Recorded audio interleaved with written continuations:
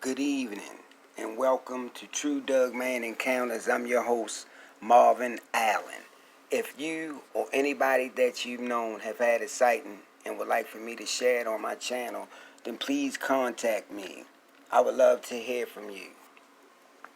As you all know, I've been doing lives and I've been doing encounters on them, and I really haven't been doing them on my YouTube channel, so that's something I'm going to start doing again, because that's something I miss.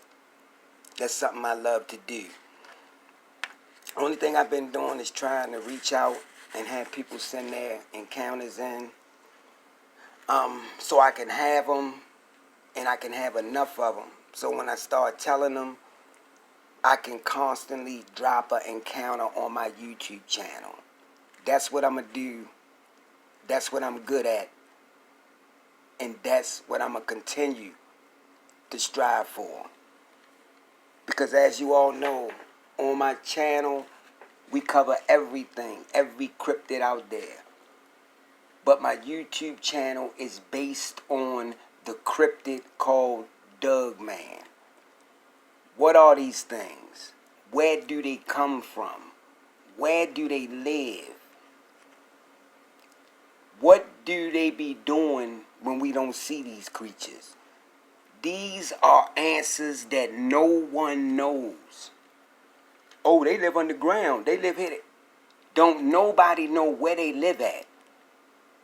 I don't know one person that been down there and have took pictures, video of their dwelling. Because I go by facts. I go by proof. You got to have proof if you're going to say something about these creatures. Bigfoot too. Sure, we see them in the woods. We see them in neighborhoods. We see them on bridges. We see them in the water. We see them in the wood line. But it's a lot of things that we don't know about these creatures. And I always say that. I always stress that. But you're going to always have experts out here to say this, to say that, to say this. But you got to come with proof. Oh, this is a type 90. I don't believe in types. I just believe they got different looks to them. Just like different breeds of dogs. You know, you got Mastiff, German Shepherds. You got Doberman Pinschers. You got Huskies. You know, you got Collies. You got Labradors. You have Pit Bulls. So that's what I believe. I believe you just have different varieties. They got different looks to them. Just like any breeds of dogs. I don't think it's a type. Oh, this is a type 1, 2. This is a type 2, 3. I just don't believe that, you know. So I'm going to start telling my encounters back on YouTube.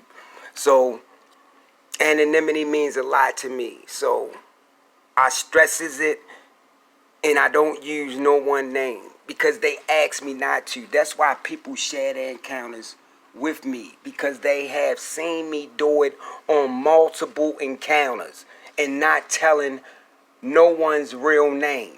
That's something I won't do. So that's why people come to me and share their encounters with me. I'm blessed and I'm grateful, and I'm going to keep continuing to do that. You know, so without further ado, let's jump right into this encounter. Now, this comes from an eyewitness where I'm going to use the name Miss T. Now, Miss T said this happened in the summer of 1998. And she said she was the type of person that you can call a neat freak, because she said she always liked to clean up. So every day she used to get up, she used to eat, get herself together, and then her day started by cleaning. That means cleaning the whole house. She had to have everything perfect. And she said after she would finish, she would relax. until it was time for her to go and run errands. So she said after she finished relaxing, she got up, she cracked her windows to let a breeze come in, and she said because of the neighborhood that she lived in, the next neighbor was like a half a mile away. And she said she never seen or heard no break-ins or nothing like that, so she never locked her back door. So she opened her windows, cracked them. She didn't lock the back door, and she left out and she started the day. She started running her errands. So she goes into town, she gets what she have to get, and she heads back home. She says when she gets back home and she opens the door, she says she was hit with this awful smell. She said she couldn't explain it, but she said her house didn't smell right. She said she put her stuff on the table and she walked through her house. She checked the whole house. She didn't see nothing. She goes and she looks at her back patio door and she sees that it's open. So she thinking in her mind, did I leave my door open like that? And she said, no, I remember shutting it. I just didn't lock it. This is what she's saying. So she goes over there and she locks. She calls her mother. She say, Ma, I came home. I know I shut my door. I didn't lock it, but it was open. She said, now it's this awful smell in here, like an animal been in here or something. It smell like urine. It's just awful. And her mother said, you need to lock your windows and your doors. So after she finished talking to her mother, that's what she did. She started locking her windows and she started locking her doors. So she cleaned everything up, tried to get the smell out there the best way she could. But she said for some reason she could still smell it. So she's spraying, air freshener in the air and stuff like that. She sprayed her couches and all that. And, sat down and she relaxed. She sat down and relaxed. She's still thinking what came in her house, because she don't know. So she said a couple of days passed. She said this was on a Saturday. She gets up, gets herself together, she eats. Now, outside, she said she had like a little shed where she used to, keep stuff in there. Said she haven't been out there lately. She said, but when she goes out there, she smells the same awful smell that she smelled in her home. Now she thinking, she said, something ain't right. And something coming in here too. So what she did, she locked it. She put a lock on it. So she goes back in the house. She goes back in the house. She said, few more days had passed. She said she was sitting in there watching TV one night. And while she's sitting there watching TV, she hear a loud bang on the side of her house. Boom! She said it startled her, so she jumped. She looked at her patio door. She see nothing. She gets up, she walks over there, open it, and she peeks out. She still sees nothing. She goes back in, she sits down. Now this is what she said freaked her out the most. While she was trying to look at TV again, she hears her front doorknob turn. Back and forth. So she looks over her shoulder, she looks at the doorknob. She could see this knob actually moving.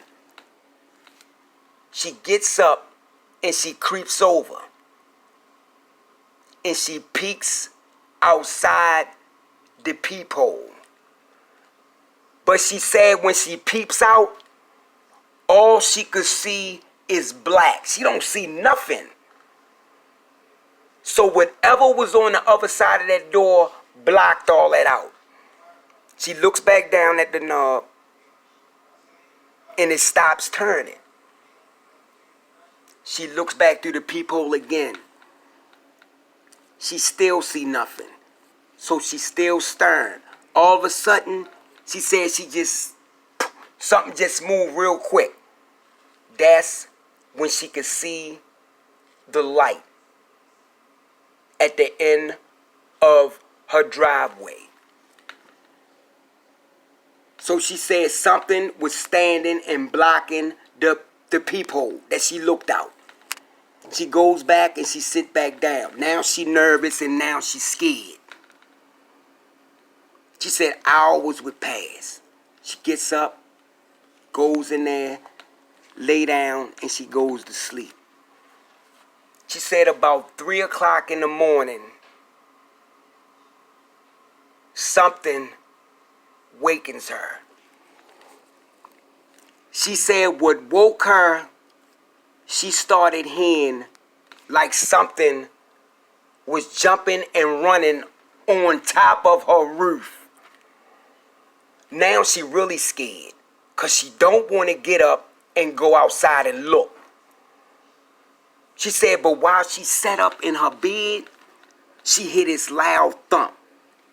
Boom! Hit the ground. And she said she can hear like something or something is walking on the side of her house. Boom. Boom. And she know it's heavy. She know whatever it is, it got to be big. Boom. Boom. Boom. And then it stops. She listened. Sitting there in her bed. It starts up again. Boom. Boom. Boom. This thing is going round our house. She said after a few seconds, it stops again. And then she don't hear it no more. She gets up the next day, she goes out there and look.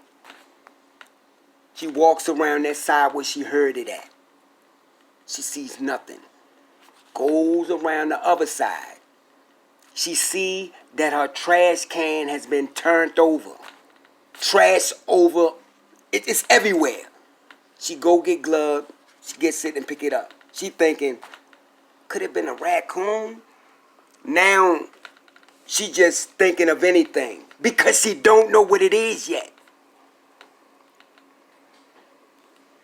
She said a few more days it was the same thing. The banging, the running, the walking on the roof. She said on the 6th day, 6 days later, that's when she saw what was doing all this. She say she's sitting in there and she watching TV. And she say while she watching TV, she starts to hear this heavy breathing. She said it was loud. She looks over at her patio door. But she don't see nothing. Plays it off, continue to watch TV. Few seconds more, she hear it again, but this time it ended in a growl. She looks over there again. That's when she could see the silhouette of her head. Now, mind you, she said her patio door and glass windows was at least 8 to 9 feet tall. That's how high it was. She said she see a silhouette of her head. Then she see the ears, and she see the snout on this thing. Now, mind you, It's light out so she could see. She know what she's seeing. She know what she's looking at. She see the ears. So she's sitting there and she watching. And she said to herself, that's the head of a dog. She said that's when this thing made its presence. It stepped over into the door of the patio. And it turns. And it faces her. She could see the eyes through the glass. And the thin curtain that she had up there illuminating. She said they was bright yellow. And she could hear this thing breathing. She said this thing was tall. She could see that this thing had arms. She said, but the legs on this thing was funny. They was just bent. You know, like a regular dog. These are her words. Now she know what was running, jumping, knocked over her trash, and been in her house. It's this creature. So she sit there and she watching, and this thing just breathing. And it's breathing hard. She said then it walks over to the doorknob, the handle. And she said this thing tried to open it. She said, but luckily she started locking everything. She said, and as it was turning it, it was like it was getting irritated, like it was getting mad, because it started growling aggressively again. That's when it let out this loud growl. She said she could feel it vibrating through her body in the chair. She said it let that out, looked at her again, then turned, and she said this thing took one leap, poof, and was gone. It was out of sight. She gets up the next day, she calls her mother, and she tells her mother everything. And she said, what should I do? Her mother said, well, just call the police, tell them. She said, Ma, I can't call them and tell them I seen a werewolf or a dog walking on my patio and trying to get in my door. They're going to think I'm crazy. Her mother said, well, I don't know. You got to call somebody. Call animal control or something like that. She said, Ma, I don't want to call none of them people. I don't want them out here on my property like that. So what she said she started doing, she went online. And she started to research, to learn what she could about this thing. And she said she had found a guy in the same town that she was in. And she had told him about it. So he decided to come out and, to see what was going on. He came out one day, walked, went in the wood line and everything, tried to see if he could find any kind of evidence of what she was saying. He stayed there till it got dark. Nothing. She said it was like this thing knew somebody was around and it wouldn't show their presence. So early that morning, before he left, he said, well, I don't really know. I didn't see nothing. I didn't see no evidence or anything. What you saying that you saw? He said, you sure it wasn't a coyote? He said, you know what? Just forget it. Just go ahead and leave. So that's what he did. He left. So she said a few days had passed. She didn't hear nothing. She didn't see nothing. She said one day when she was taking out the trash, she said she heard something running through the tree line. And then it stopped. She drops the bag because it startled her. And she looks. And when she looks, she says she could see this creature peeking at her from behind a tree. And she said she could see that it had its hand. Yes, it had its hand up and around holding the front of the tree. And this thing was just watching her. Now she's startled. She don't want to move. She's scared. So she said she slowly backed up, went up on her patio, and went inside the house. Because she left her door cracked. And she went in outside her house and she locked the door. And she looked. And she still watched this creature just stood there. It stood there and it watched her. She closed the curtain and she just went in the house. She sat in the chair because she didn't know if this thing was going to come down and try to get in our house again. Time passed, didn't come down. A few more days would pass. Little but small activities. She would hear the howls, the bangs, the growls. She said she was getting so irritated. She's getting so scared because, mind you, she lived by herself. She said she got to the point where she didn't want to stay there no more. She didn't have nobody that she could turn to. Didn't nobody want to believe her.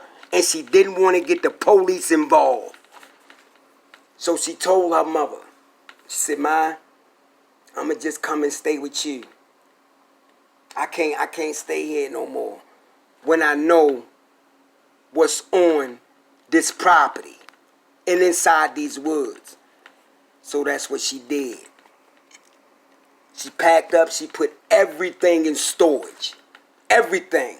And she went and stayed with her mother. Now when I talked to her, I asked her, describe what this thing looked like. She said it looked like a giant wolf. She said it was black. She said, but what stood out the most is that it had like thicker hair on the shoulders and like the back of the head and neck. She said it was real thick. She said it had a long snout, long arms with hands. And she could see that they had claws on them. But it had legs like a dove. And she said this thing could walk up on 2 legs bipedal. Now mind you, she said she never saw nothing like this in her life. She said she never went back to that house again. She stayed with her mother. Now, she live in a totally different state.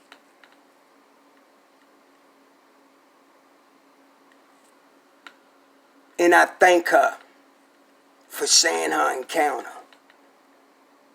I thank her for coming forward. And I'm grateful. Hope y'all enjoy that. Just wanted to give y'all something because I was holding on to that. So I'll see y'all on the next True Dogman Encounters.